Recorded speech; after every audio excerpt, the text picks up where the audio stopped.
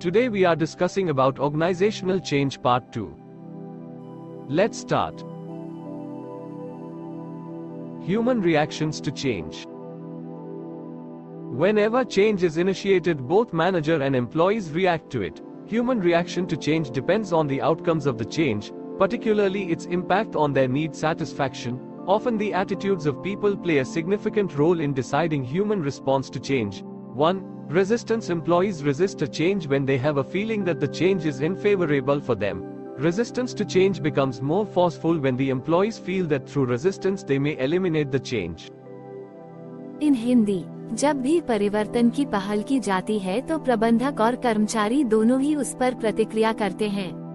परिवर्तन के प्रति मानवीय प्रतिक्रिया परिवर्तन के परिणामों पर निर्भर करती है, विशेष रूप से उनकी आवश्यकता संतुष्टि पर इसका प्रभाव। अक्सर लोगों के दृष्टिकोण परिवर्तन के प्रति मानवीय प्रतिक्रिया तय करने में महत्वपूर्ण भूमिका निभाते हैं। 1. प्रतिरोध। कर्मचारी परिवर्तन का विरोध करते हैं जब उन्हें लगता है कि परिवर्तन उनके लिए प्रतिकूल है।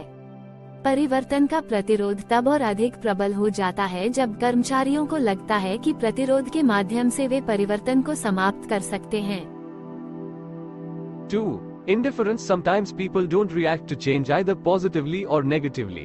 The reason may be that either they fail to interpret the outcome of the change on their need satisfaction, or they feel that it has nothing to do with them. 3. Acceptance. If employees perceive that the change is favorable for them, they will accept the change. They can do it in two ways. First, they may accept change and adopt it. Second, they may anticipate change and plan for it. In Hindi, 2. उदासीनता। कभी कभी लोग सकारात्मक या नकारात्मक रूप से परिवर्तन पर प्रतिक्रिया नहीं करते हैं। इसका कारण यह हो सकता है कि या तो वे अपनी आवश्यकता संतुष्टि पर परिवर्तन के परिणाम की व्याख्या करने में विफल रहते हैं, या उन्हें लगता है कि इसका उनसे कोई लेना देना नहीं है। 3. स्वीकृति। यदि कर्मचारियों को लगता है कि परिवर्तन उनके लिए अनुकूल है तो वे परिवर्तन को स्वीकार करेंगे। वे इसे 2 तरह से कर सकते हैं। पहले, वे बदलाव को स्वीकार कर सकते हैं और उसे अपना सकते हैं। दूसरा, वे बदलाव का अनुमान लगा सकते हैं और इसके लिए योजना बना सकते हैं। Resistance to change. Resistance to change is very common phenomenon.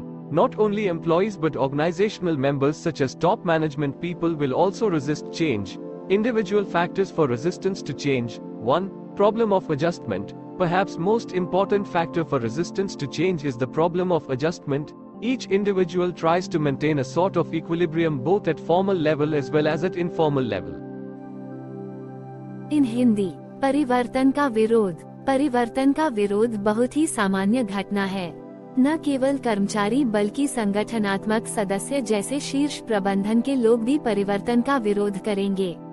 परिवर्तन के प्रतिरोध के लिए व्यक्तिगत कारक। 1. समायोजन की समस्या। शायद परिवर्तन के प्रतिरोध का सबसे महत्वपूर्ण कारक समायोजन की समस्या है। प्रत्येक व्यक्ति औपचारिक और अनौपचारिक दोनों स्तरों पर एक प्रकार का संतुलन बनाए रखने का प्रयास करता है। 2. Economic reason. People resist to change if they feel that it is likely to affect them unfavorably so far as their economic needs are concerned. 3. Emotional factor. There are many emotional factors which resist change, especially if the past experience with the change level not been positive. 4. Fear of unknown. Change is future oriented. Therefore some amount of uncertainty is always there. People will not ready to accept change because of 2 reasons. First, people may derive benefits or otherwise in future while they have to pay the cost at the present. Second, future is uncertain and the impact may be different from the expectations. In Hindi, 2. आर्थिक कारण। लोग परिवर्तन का विरोध करते हैं यदि उन्हें लगता है कि जहां तक आर्थिक आवश्यकताओं का संबंध है, यह उन्हें प्रतिकूल रूप से प्रभावित करने की संभावना है। 3. भावनात्मक कारक। ऐसे कई भावनात्मक कारक हैं जो परिवर्तन का विरोध करते हैं, खासकर यदि परिवर्तन स्तर के साथ पिछला अनुभव सकारात्मक नहीं रहा हो। 4. अज्ञात का भय। परिवर्तन भविष्योन्मुखी होता है, इसलिए कुछ मात्रा में अनिश्चितता हमेशा बनी रहती है। लोग 2 कारणों से परिवर्तन को स्वीकार करने को तैयार नहीं होंगे। पहला, लोग लाभ प्राप्त कर सकते हैं या भविष्य में अन्यथा, जबकि उन्हें वर्तमान में लागत का भुगतान करना होगा। दूसरा, भविष्य अनिश्चित है और प्रभाव अपेक्षाओं से अलग हो सकता है। 5. Ego defensiveness. Sometimes people resist change because it is ego deflating. Everyone has some ego. It is the state of a person's way of behaving, thinking, and feeling. Any attack on ego will be resisted. 6. Social displacements. Whenever change takes place, it often results in social displacement of people, like breaking of informal groups and relationship. As a result, there is a possibility for the employees to experience psychological letdown. Therefore, they dislike change. इन हिंदी 5. अहम रक्षात्मकता. कभी कभी लोग परिवर्तन का विरोध करते हैं क्योंकि यह अहम की अवहेलना है। हर किसी का कोई न कोई अहंकार होता है। यह किसी व्यक्ति के व्यवहार, सोचने और महसूस करने के तरीके की स्थिति है। अहंकार पर किसी भी तरह के हमले का विरोध किया जाएगा। 6. सामाजिक विस्थापन. जब भी परिवर्तन होता है तो इसका परिणाम अक्सर लोगों का सामाजिक विस्थापन होता है, जैसे अनौपचारिक समूहों और संबंधों का टूटना।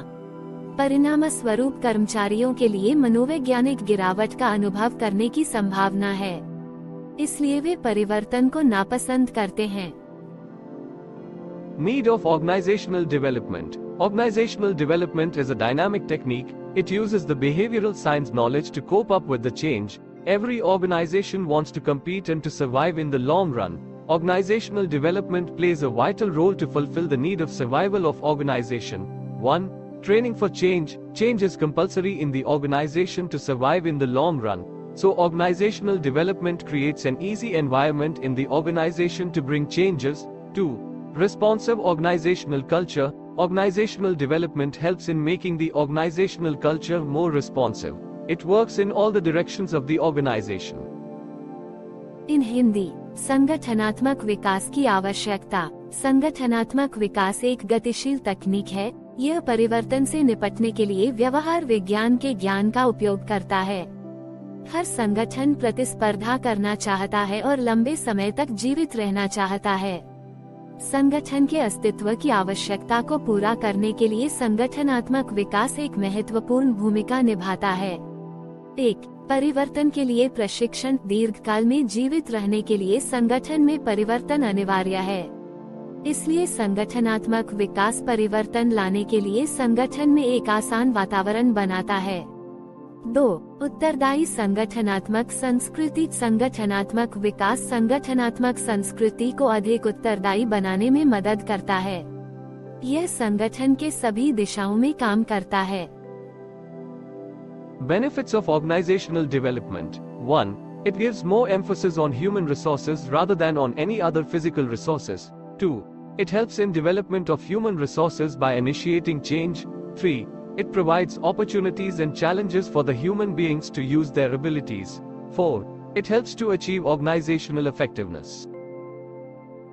इन हिंदी, संगठनात्मक विकास के लाभ. 1. यह किसी अन्य भौतिक संसाधनों की अपेक्षा मानव संसाधनों पर अधिक बल देता है। 2. यह परिवर्तन की पहल करके मानव संसाधन के विकास में मदद करता है। 3. यह मनुष्य को अपनी क्षमताओं का उपयोग करने के लिए अवसर और चुनौतियां प्रदान करता है। 4. यह संगठनात्मक प्रभावशीलता प्राप्त करने में मदद करता है। Limitations of organizational development. 1. Organizational development is based on behavioral science approach, which itself has too many limitations. 2. Organizational development is applicable on the basis of circumstances available in organization, so if the circumstances are not proper, it can put limitation on the effectiveness of organizational development. इन हिंदी, संगठनात्मक विकास की सीमाएं. 1. संगठनात्मक विकास व्यवहार विज्ञान के दृष्टिकोण पर आधारित है, जिसकी स्वयं में बहुत सी सीमाएं हैं। 2. संगठनात्मक विकास संगठन में उपलब्ध परिस्थितियों के आधार पर लागू होता है, इसलिए यदि परिस्थितियां उचित नहीं हैं, तो यह संगठनात्मक विकास की प्रभावशीलता पर सीमा लगा सकता है। Themes of organizational development. 1. Planned change. Change means the new state of things and is different from old state of things. Change is everywhere due to internal as well as external factors. External factors may include competition, customer and technology. Internal factors may include new market opportunities, increasing diverse workforce, new direction etc. 2. Consultant's role, distinctive consulting method, leader in organization hire an organizational development practitioner to solve the problem. The expert establishes relationship with the members of the organization. The practitioner does not provide any solution to the problem, but he provides the learning to the members that how they should solve the problem by themselves. 3. Action research model. It is described as a process that involves series of events and actions. In Hindi, संगठनात्मक विकास के विषय। 1. नियोजित परिवर्तन। परिवर्तन का अर्थ है नई स्थिति और यह पुरानी स्थिति से भिन्न है। परिवर्तन हर जगह आंतरिक और बाहरी कारकों के कारण होता है। बाहरी कारकों में प्रतिस्पर्धा शामिल हो सकती है, ग्राहक और प्रौद्योगिकी। आंतरिक कारकों में नए बाजार अवसर, विविध कार्यबल में वृद्धि, नई दिशा आदि शामिल हो सकते हैं। 2. सलाहकार की भूमिका। विशिष्ट परामर्श पद्धति। संगठन में नेता समस्या को हल करने के लिए एक संगठनात्मक विकास व्यवसायी को नियुक्त करता है। विशेषज्ञ संगठन के सदस्यों के साथ संबंध स्थापित करता है। व्यवसाय समस्या का कोई समाधान नहीं देता है, लेकिन वह सदस्यों को यह सीख प्रदान करता है कि उन्हें स्वयं समस्या का समाधान कैसे करना चाहिए। 3. Action research model. इसे एक ऐसी प्रक्रिया के रूप में वर्णित किया जाता है जिसमें घटनाओं और कार्यों की श्रृंखला शामिल होती है।